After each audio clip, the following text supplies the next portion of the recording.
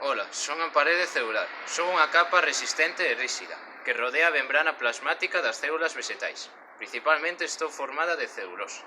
E eu son o patóxeno. E vou a tratar de colarme pola parede celular para atacar a célula. Pero vos non é moi complicado. Mirade cantas capas. Primeiro está a lámina media, feita de pectina.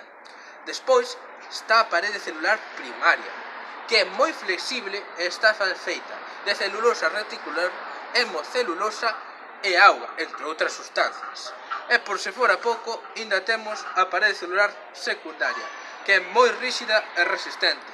Consta de moitas subcapas e, como as outras, tamén está feita maioritariamente por celulosa.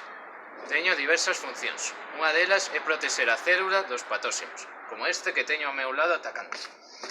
Dios, isto é imposible. Non hai maneira de atravesala.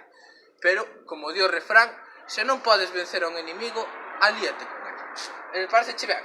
Por fin caíches na burra. Agora, axúdame a explicar o maravillosa que son.